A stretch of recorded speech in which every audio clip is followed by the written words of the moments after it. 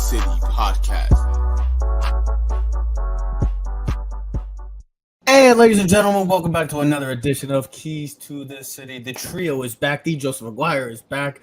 He's been a very busy man, and Ted is wearing his crazy hair day, I guess. Remember back in the day, it used to be crazy hair day? Like, did you ever do hair day, Ted? Like, back in the day, crazy? You could do No, because I didn't have crazy hair because listen, I don't know what's changed more. Either my batting stance when I was a kid, because I used to, Joe, I swear to God, I'm gonna make you laugh for a second. So I had like 5 different batting stances. So I had the regular batting stance.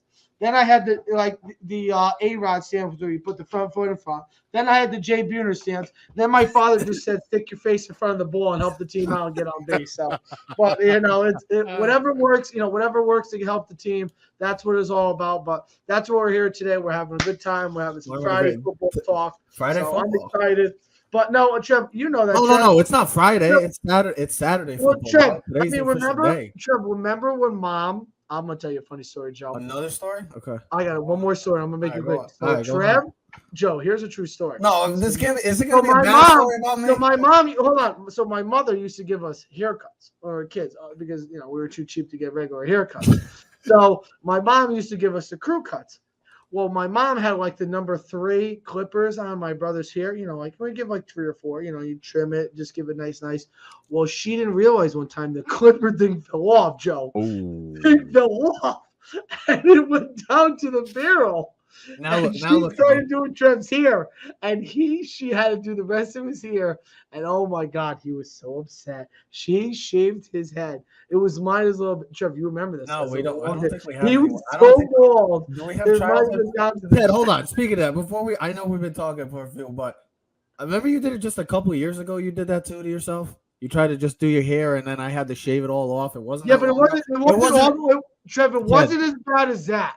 Ted, you remember because you got so upset with Mom that she didn't realize that when she was doing it, the number 3 fell off the clippers, and she went like this. Ted.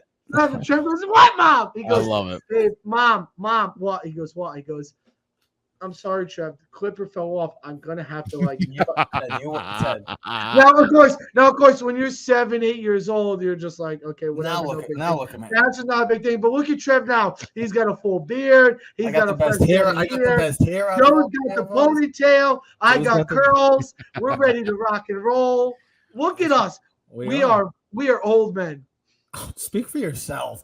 But you can check out Keys to the City on all social media platforms, including clovercrestmedia.com, Spotify, YouTube, Facebook, Instagram, and Twitter. Check it out, Keys to the City. I would say, Joe, has that ever happened to you? Did your mom ever give you a crew cut back in the day and mess it up?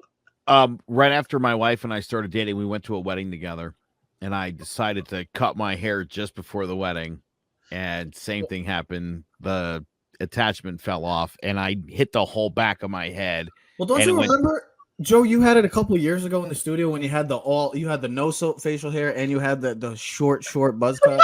Yeah. Now look at you. You're like full on. Look at you, Rico Suave. All 3. Yeah. Trev was like, "What happened to you, Joe?" You're like, "Well, I went with the clean. You went the clean look," and Trev was like, "Don't do that again." And now look at you got to grow the beard. Ted can't grow the beard. He's got to stick with what he's got. But it is officially back. It is. And we're going to be talking college football. Yesterday, they had the major news that we will be having a 12-team playoff, so we will get into that in a little while. Is it the best decision for college football? We'll talk about that in a few. But also, we're talking the NFL. Ladies and gentlemen, we're only 5 days away until the Buffalo Bills take on the LA Rams. We will talk about the NFC West next week before the season. Then we'll have our preview show next week before the game, so probably next Thursday. We will be talking all that. But, hey, ladies and gentlemen, the boys are falling back. Football is full in intact. You had 3 already great games last week in Ireland, the Nebraska-Northwestern game. 2 classic games last night, Penn State-Purdue, and the backyard brawl. Oh, my God. Wow. Unbelievable atmospheres for both games. Classic games. Games that, well, let's see if the message for this college football season can be like the first 3 games were. But let's talk about this NFL season because we've talked about, well, we all know, guys, this was the craziest offseason that I've ever seen in my life with the quarterback signings, with the movement of receivers, with the dominance, presence, of the AFC. I was about to say the ACC. I don't know why. I guess I'm excited because college football, the Ohio State Buckeyes are playing the Notre Dame Fighting Irish tonight. I can't freaking wait to see my Buckeyes destroy the Notre Dame Fighting Irish. I'm sorry, you Notre Dame fans. But there's also a thing called bold predictions. And there could be a lot going into this season. So we're going to give you our bold predictions and we're going to give top storylines to us. And we all have something heading into this 2022-2023 season. I have a few already. I'm going to go off of mine because I let you guys always get the floor first. But I'm going to take over first. And you guys can call me crazy. I see the New Orleans Saints winning the NFC South. They will be the best team in the NFC South. Yep, that's beautiful. I love your reaction, Ted. I'm going to go one more crazier. You want to talk about bold predictions? Ted, you're going to love this. Joe, you're going to be jumping in joy. There's going to be an AFC West quarterback that's going to win the MVP, but they call it bold predictions for a reason. Give me Derek Carr as the MVP of the 2022-2023 season. I like Give me it all day, guys. Please, Ted, I have to go to you first because your reaction says it all. Well, the Saints thing was my pick, bro. That's Really? Right. The Saints are going to win. Dude, I love what the Saints did. Listen, here's my thing. I feel like they have the less question marks. They have 3 good receivers. If Michael Thomas can come back to 90% of what he is, with Chris Olave and Jarvis Landry, Alvin Kamara, the defense is still stout. There's nothing that's lost on this team, and we've talked about it before when Joe was out. Jameis Winston had a pretty good season last year up until the point before he tore his ACL, 13 touchdowns, 4 picks. What was it, 1,300 yards? They for some reason match up well against Tampa Bay. This is similar to how we've always had this Yankee talk with the Rays. I don't know what it is, the personnel. It's like the Yankees should easily beat the Rays. But let's get off the baseball subject. That's why I gave the reaction. I'm like, damn, he stole my thunder a little bit. So that's why I was thinking the Saints too. I think the Saints could definitely win the NFC South. Well, here's the other thing. I also think the Patriots will have a top 5 pick next year. I think all these Patriot fans, the bandwagon is over. The party's over, folks. Fireworks are all blown. The grand finale is over. You blew your shot. It's over. The Tom Brady experience is over. They have no weapons. They have no offense. The whole defensive regime of Belichick. The party's over, bro. Belichick retires. The Patriots are over. New regime starts. The whole. Joe, what do you think about that? Do you think the Derek Carr take or Ted saying that the New England Patriots, for the first time since I was a baby or since I had that buzz cut, the New England Patriots could be a top 5 pick? Which is more bolder to you? Well, I do believe the MVP is coming out of the AFC West. Tell me, come on. Quarterback. But it ain't Derek Carr, Joe. It's his boy Justin Herbert. His name is Justin Herbert. That's a bold take. I'll give you another bold take because it's going to contradict Ted's. I think the Patriots make the playoffs. Whoa. Yeah, right. And start explaining, Joe. Start explaining this one. Please explain. I need the explanation. Bill Belichick. The Giants have a better chance of making the playoffs. Bill Belichick. No way. Joe, listen. You can't play listen. Hold on. They won 11 games last year. Joe, but here's the thing. I don't think they're going to win 11 games. I think they'll win 10. I think they make the playoffs. Ted, here's my guys. All I was going to say is this: 7 of their 11 wins last year, or 7 of their 10 wins last year. I think they had 10 wins. Were below 500 teams. They beat up on the weak links, Joe. They're garbage, Joe. They have no offensive talent. They have one of the worst offenses in football. Mac Jones, guess what? He was good in high school because he played with 5-star athletes. He went to Alabama. 3 of his receivers were drafted in the first round. He had Najee Harris as a running back. He had 3 first-round linemen. He had the best college coach of all time. He had 5 first-round draft picks. He is not playing with talent no more. He is not the guy who's a facilitator with number. If you were telling me Mac Jones is playing with, I don't know, Miami with 3 receivers and all those guys, or he's playing with the Kansas City Chiefs, he's playing with a defensive-minded coach with no running back, no receivers, who's his lineman, who's his tight end, and his defense. All those guys that use. There's no Malcolm Butler. There's no Chung. There's no this guy. There's no. Hold on. Let me say this. Hold on. There's here's my thing. Why do you think the Patriots are going to make the playoffs? I think last year, sweetening up on bad teams help them become a better football team.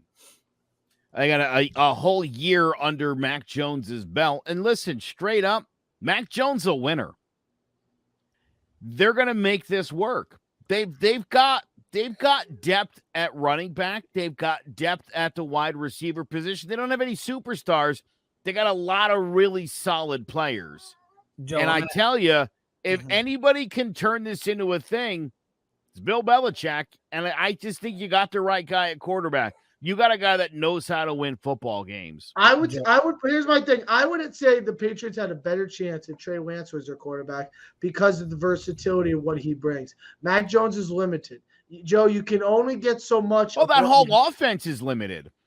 You know, before the show, you were talking about Jerry Jones and that ridiculous idea that everything's going to run through Zeke. No, it's not. Why would it?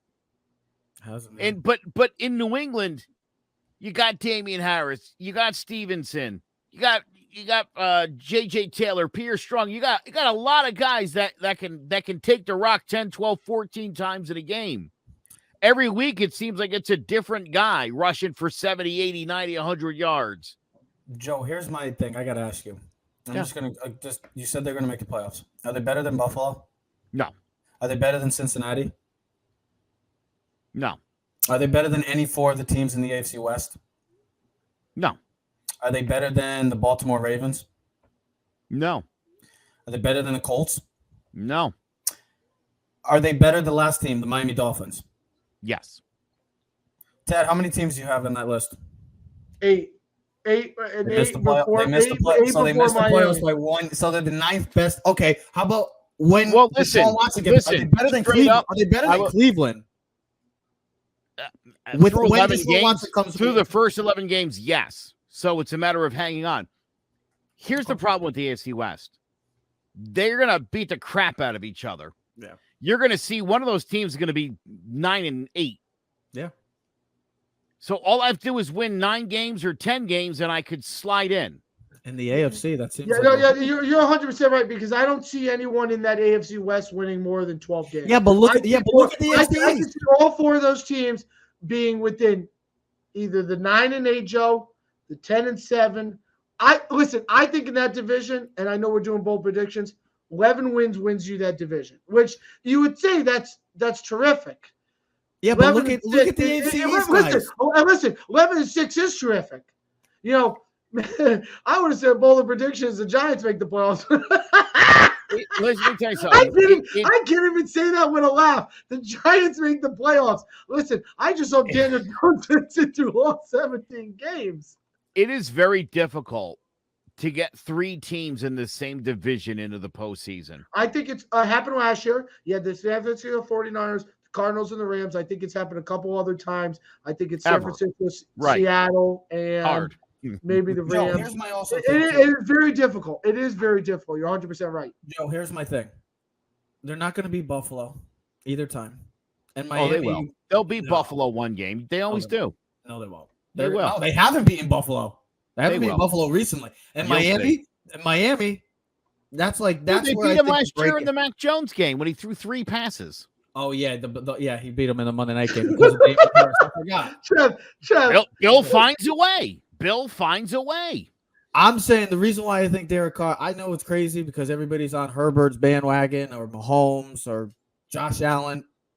I think Derek Carr is just completely disrespected, very underappreciated, but he's the worst quarterback. He's the worst quarterback in the division, and that's a compliment. I disagree. I don't think he's the worst. I agree. That's a compliment to say that. I don't think he's the worst of the bunch. Think he's the worst either. I think we're gonna find out this season who is. Oh yeah, of course. Because tell me that Russell Wilson, Justin Herbert, Patrick Mahomes are.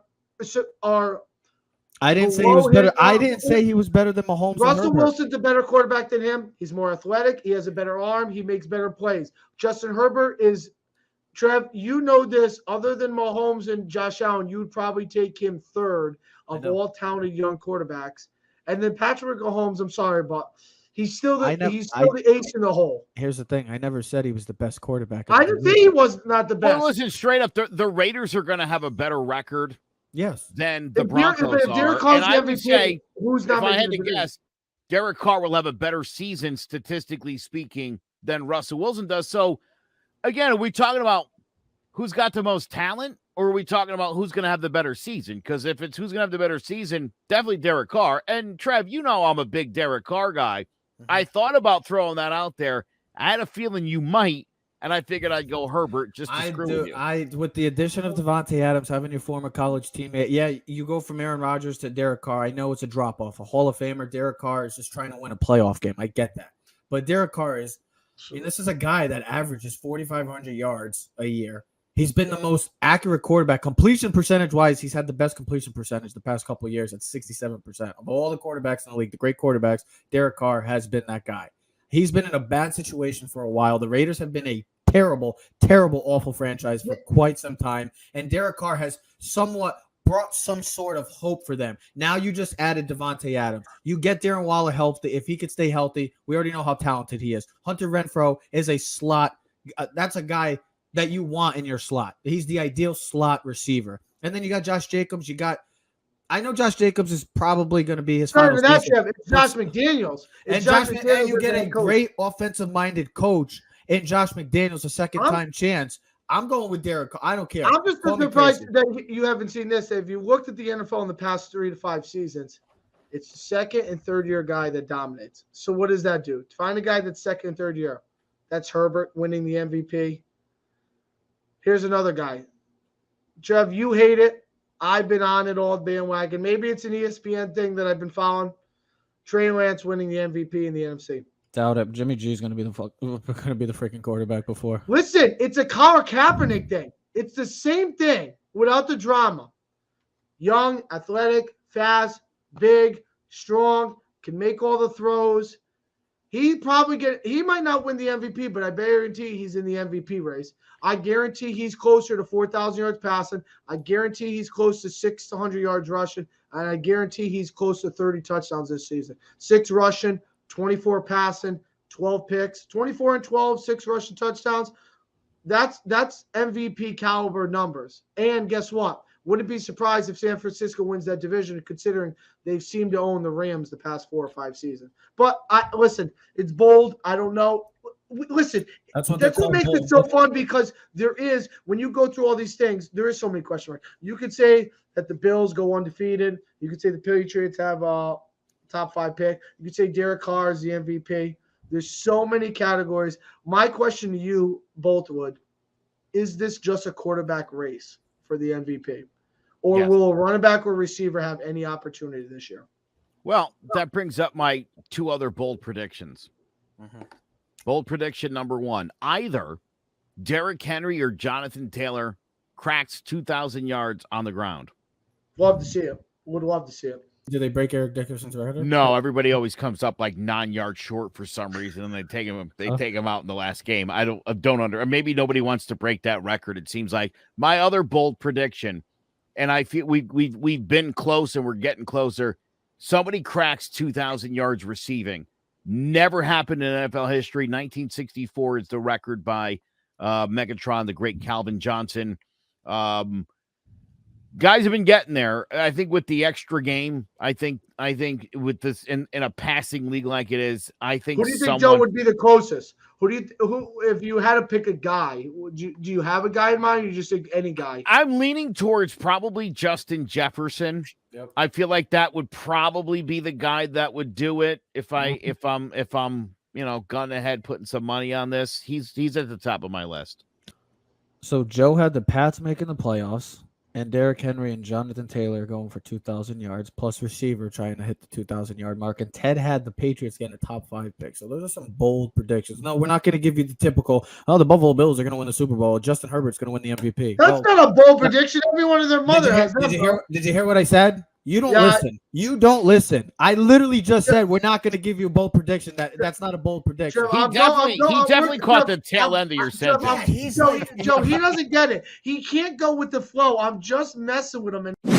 So let's talk about the college football playoff. We're going to go to college football playoff. Anyways, the big news yesterday, College Football Committee finally has made a decision to vote unanimously implementing in 2026, but as soon as the 2024 season, a 12-team playoff. A bit of a surprise that it took this long. But guys, I will ask you, are 12 teams the correct amount for the college football playoff? Because we've been talking for years, and my whole take on I'd be good with 8. I think having 12 is pushing the limit. And if anything that we've seen, guys, I know we get sometimes the Darlings, the Coastal Carolinas, you get the Cincinnatis, but realistically, this, even in the BCS era and going into the college football playoff era, it has been dominated by SEC, Ohio State, and recently Clemson. Those have been the teams. There hasn't been great success in the Pac-12. Hasn't been great success with the Big 12. It's been SEC dominance, or it's been an Ohio State, or recently has been the Clemson Tigers. So I'll start with Joe. Are 12 teams the correct amount for the college football playoff? Yeah, because I think in essence, look, if you're giving your top 2 teams buys, then it's really the next 10. 5 games, and then you're just wilting this down to again, dude. It's going to be the SEC teams. This is very much designed for that. The idea of going to 12, this isn't to help out the Coastal Carolinas. This is so what happens. I'm going to put Georgia in there. I'm going to put Bama in there. Let's say USC, Oklahoma. You know But what I is mean? it more of a participation thing? Florida wins 10 games. I want to get Florida. I want to get as many SEC teams in here as I can. This is all That's about pretty much money. what this Is all about money. Of course did it, this Joe? is. You know it, and I know it. It's all about money. No one the 12th team ain't going to win the national championship. Never would have. Maybe in 1986. It's not going to happen in 2022. The 12th team would get smoked by 46 points against the number 1 team, which is Alabama, Georgia. What's Oregon? 21-point underdog against Georgia. 17. Right? What is Notre Dame? 17.5. They're the 5 seed. The 5 seed in the country. Who are they playing? What, the number 2 or 3 team in Ohio State? They're a 17.5-point underdog. Is that correct, Trev? They're 17? Yeah. Then what is the 12 seed going to have? They got no opportunity. This is nonsense. Trev, you said it, I said it, Joe said it. 8 teams is the max you should have it at. If not, just put it at 2. At the end of the day, it's the same damn two teams every year. It's going to be the same 4 teams this year. Georgia's going to be in the national championship with Alabama. No one's going to compete against them. Clemson's not good enough because they don't have a quarterback, and no one else is close enough. Sorry, USC, you're not there. Texas, you stink. Oklahoma, your defense is not caliber enough. Georgia and Alabama are the 2 best teams. It's not even close. It's not even close. Georgia has 3 first-round draft picks. They have 2 defensive linemen and a star cornerback. Alabama has 5 first-round draft picks. They have the best quarterback. They have a star running back. They have the best defensive player in the country, and Will Anderson, possibly. They have a number 1 cornerback, and who's going to be drafted. Stop telling me about USC and Oklahoma and Florida, because they're all going to be beat by 21 to 28 points. But here's my argument, and maybe I'm not in favor of the 12 team. I'd be always in favor of the 8 team.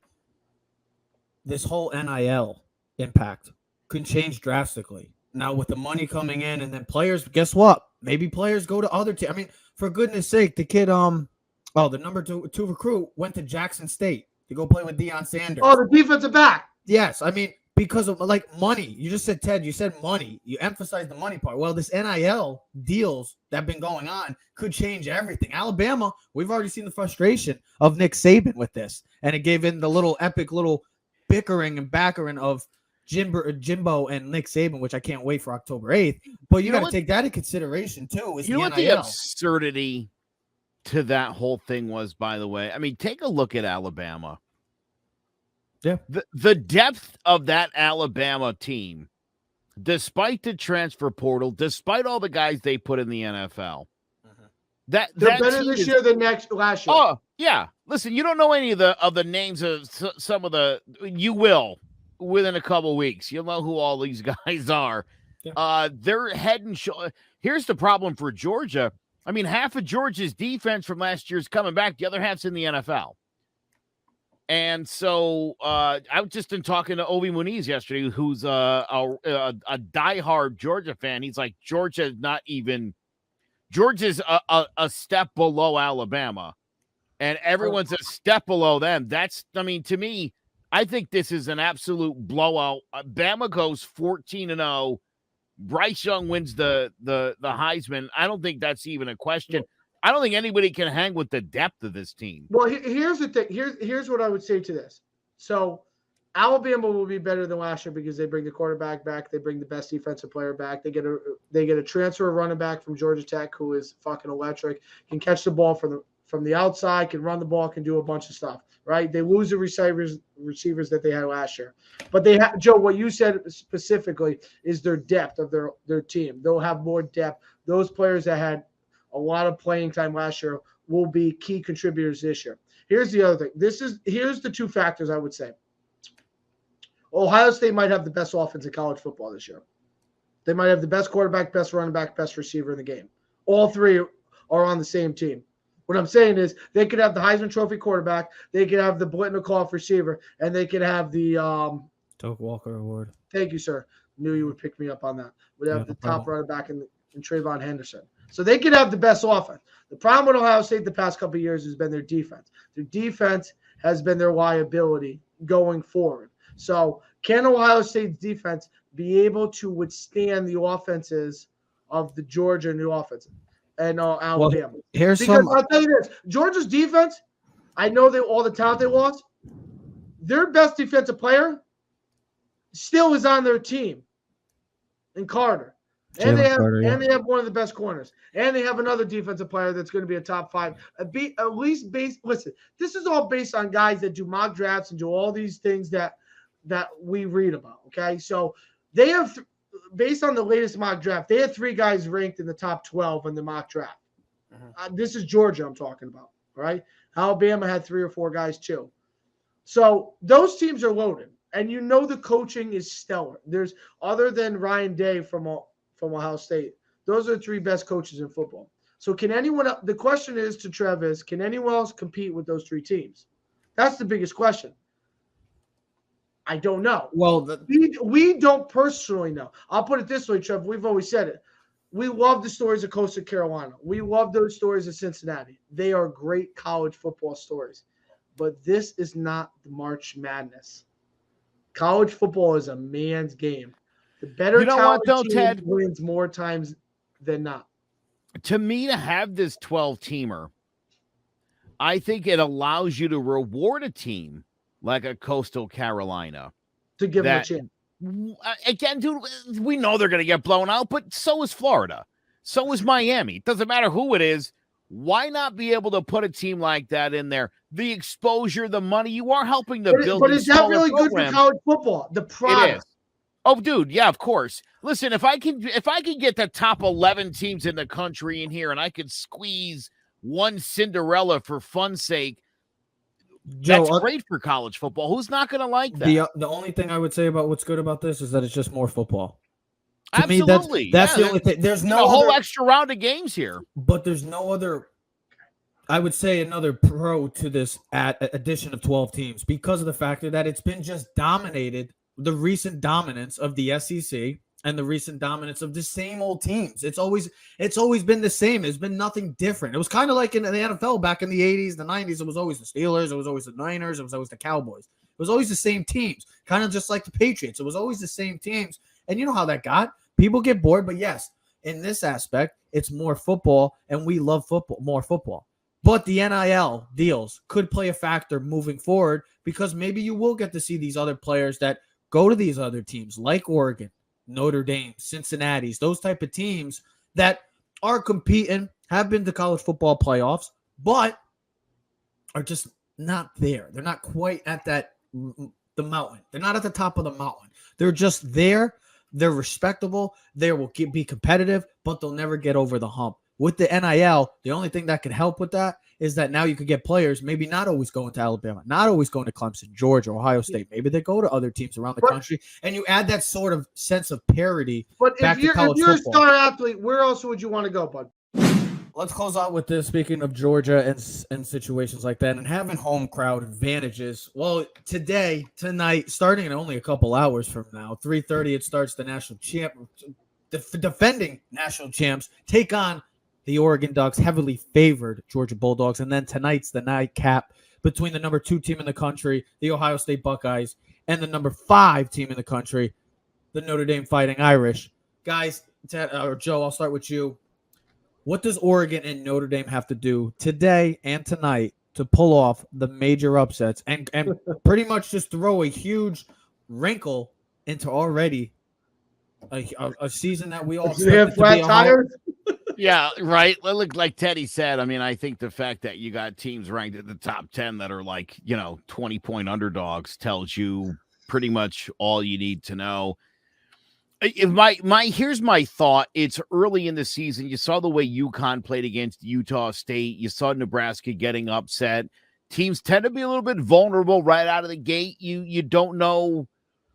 You don't know what you're going to get in the first couple of weeks of the season. And so these kind of games early in the season where someone's going to take an L quick, it's easy to assume Ohio State's going to come rolling out but maybe they won't. And I think Oregon can only hope that they haven't worked out the kinks yet. I think flip Georgia. the games. Yeah, you know what I mean. Again, I think early in the season, all you can hope for is that the teams just aren't fully ready. They haven't practiced enough. But yeah, I think these games are going to go exactly the way we think they're going to go. My take on both of these games, I hope both games are great. My take is it's very similar. Oregon, are you going to be able to move the ball on the Georgia Bulldogs? And Notre Dame, are you going to be able to keep up with the Ohio State Buckeyes? Because you look at this team, this Ohio State team, they got the 3-headed monster. They got C.J. Stroud. They got Jackson Smith-Njigba.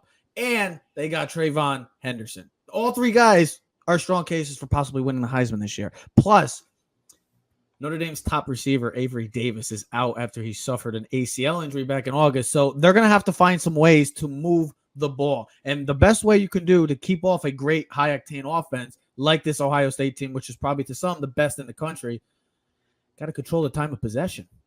Joe loves that word, time of possession. You got to run the football and keep that offense off the field. My big thing for Ohio State, and it's been like this for years, is can that defense stop a nosebleed? Because recent hasn't been that way. It's been anything but. Giving up almost 600 yards against Oregon last year, giving up over 500 yards against the Utah Utes in the Rose Bowl game. No, Alabama in the national championship game, giving up almost 600 yards too. This defense has been a huge question mark for this Ohio State team. It's not about the offense. Can the Ohio State defense stop a nosebleed? And can Notre Dame keep up with the points? Because this offense is going to be clicking. We'll see, because Ohio State struggled out the gate last year against Minnesota. We'll see if they are. We'll see if they're ready to go this year. And then Oregon, Bo Nix, you're playing against a familiar foe. Can you somehow move the ball on this Georgia defense, which a historic defense last season, but a lot of key pieces are now playing Sundays instead of Saturdays. So these games, I'm hoping for some great games. I really am. I just see that. I think the point spreads are like Vegas always is saying something. They're both 17.5-point favorites. They got to mean something. When you're the number 5 team in the country and you're 17, I know it's in Ohio State. I get it. And Georgia's playing in the Falcon Stadium, Mercedes-Benz Stadium. That's pretty much a home game. That's pretty much a home game for the Georgia Bulldogs. So can these teams move the ball, keep up with them? If not, it's going to be a long day for both these teams. And Ted, I'll close out with you because your team also has a huge game. What do you expect from Florida tonight? So here's the thing. Oregon, the only thing I think would have a chance is their former defense coordinator, Dan Lanning, is their new head coach.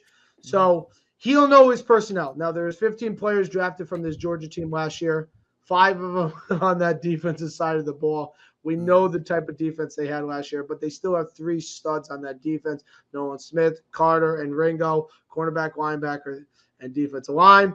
My thing is this: try to keep the game close as much as possible. Hopefully, Bo Nix, a transfer from Auburn, will be the new Auburn quarterback. He's familiar with Auburn. Listen, Dan Lanning, he's familiar with Georgia.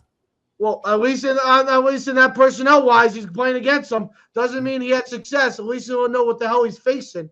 All right? I mean, so it's better than Joe Schmo or you and me or Joe going behind the lineup, okay? Listen, at the end of the day, I think Oregon gets blown out at the end. I think Georgia's defense speed, size, the whole kit and caboodle, Trev.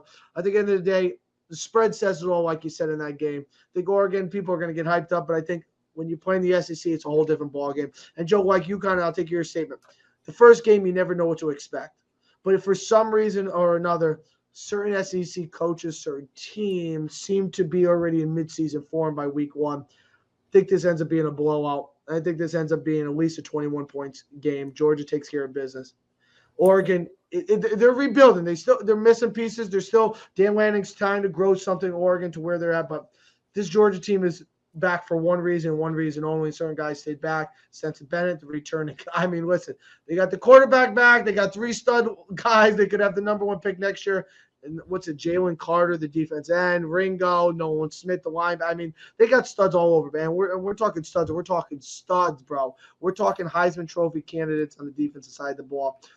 That Joe, game. Quick second. The only thing I say with the Notre Dame Ohio State game is this: Notre Dame cannot turn this into a 7-on-7 game. This cannot be no lineman throwing the ball around, because that's what Utah ended up turning that game around. And we saw what happened. C.J. Stroud, Traven Henderson. What's it? Oh my God. I know Trev, help me out the receiver's name. I got it in my head. Jackson Smith-Njigba. Thank you very much. I know you got it. I was going to pronounce it like an idiot, and I know you would have my back. They got the 3 best offensive players possibly in all of college football, like I said before. We got to turn this into a dirty, muddy, down-and-pound game. Turn this into the Michigan-Ohio State game. Run the football. Control the line of scrimmage, something that Joe was always talking about. Win the battles in the trenches. That is the only way you're going to beat Ohio State, and that's how teams have beaten Ohio State in the past, is control the line of scrimmage offensively and defensively. If you want to play skill on skill, you lose.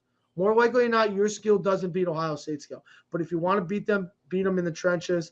For Florida, listen, I'm moving real quick. Florida, this is a huge test for them. You got a brand new coach in Billy Napier from Louisiana Lafayette. They haven't lost a home game since 1977. They're playing a top 10 team in Utah. Trev, you sent me a stat on Instagram that Florida's paying Utah. What was it? $500,000, Trev, did you send me? Yeah. Florida's paying them to play. They haven't, longest active winning home openers, 32 straight since 1989. They haven't lost a home opener. All right. Utah travels to Florida since 1977. For Florida, I don't know what to expect, Jeff. I really don't, because this is not like NFL football where you get preseason games and you know what to expect. All right. You got a bunch of young talent. You got a bunch of new coaches. You got transfers. My personal preference is, how do we compete? How do we compete against this team? Because Utah is ranked in the top 10 for a reason. Last year, I thought they were going to get blown out against Ohio State, and they competed, and they should have won the game. I felt like the tank ran empty. Like they ran out of gas at the end, and Ohio State had a little bit left over. How do they compete against a top 10 team? That, for me personally, is how do they compete. It's not about winning or losing. It's how do they compete. How does Billy Napier's team of the Florida Gators compete against this Utah Ute team, who a lot of people suspect could be in the college football national championship playoff conversation at the end of the season? That's what I want to see. He wants to change his nickname. I don't know what it is now, but AR-15 Richardson, he's a stout. He's a stud. All right. This kid has a possibility to be in a top 10 talent next year. I think he has all the makings of being a Cam Newton, Johnny Manziel. He's got athleticism. He can run the ball. He can throw the ball. What does Billy Napier's new offense of the Florida Gators look like? Personally, as a fan, I want to see them compete. That's what I want to see. And if they can compete, they have an opportunity to win, because I know in the swamp with 92,000 screaming fans in Gainesville, they'll have an opportunity to win. It's a 7 o'clock kickoff, ESPN. Let's rock. Let's roll. Chomp, chomp. Go Gators. So finish up. My sleeper team this year is Oklahoma. I'm going to tell you why. And Teddy, I understand your concerns about their defense. They had an amazing spring. They've got a multiple look defense. But more importantly, they've got a quarterback. He's 5'11" in a long line of undersized quarterbacks at Oklahoma. Dylan Gabriel is a stud. Threw for 7,000 yards and 60 touchdowns at UCF. Mm-hmm. And he's got his offensive coordinator back, and he's in Oklahoma. I'm telling you, the coordinator who knows how to play defense. I historically don't like Oklahoma. They tend to slip up early in the season and they blow it, and then they lose one of their games to Oklahoma State or, one of the other. No, good you know teams what it is? They lose to happens. Iowa State every time. Iowa State on a This Thursday night. This team 100% will get off to an 8-0 start before they play their first ranked team. It's the only two teams they're playing are Baylor and Oklahoma State. The rest of their schedule is a cakewalk. The defense is a lot better. I'm telling you right now, you're going to hear this name a lot this year. Dylan Gabriel's got the stuff. I think Oklahoma is definitely going to be the sleeper team of the year. They're sitting at 9th right now. As teams start to fall off, they'll stay 9, 8, 7, and towards the end of the season, they'll make their way into the top 5. Mark my words. Oh, you hit it there. There's your mark your words. That's a bold prediction from Joseph McGuire. Like I said, huge games today. The Georgia Bulldogs take on the Oregon Ducks. The Florida Gators take on the Utah Utes. You got also Arkansas versus Cincinnati, another huge game. And then you got the nightcap tonight. You got the Ohio State Buckeyes taking on the Notre Dame Fighting Irish. Sure. Well, we will be back in 5 days to talk about the NFL season. Well, 5 days away until the NFL season. The Buffalo Bills taking on the LA Rams. Plus, we'll be finishing up with the NFC West preview. And then we will be having our football preview from Keys to the City. So guess what, ladies and gentlemen? We are full in effect of the Boys of Fall. Ladies and gentlemen, we'll see you next episode. We are out.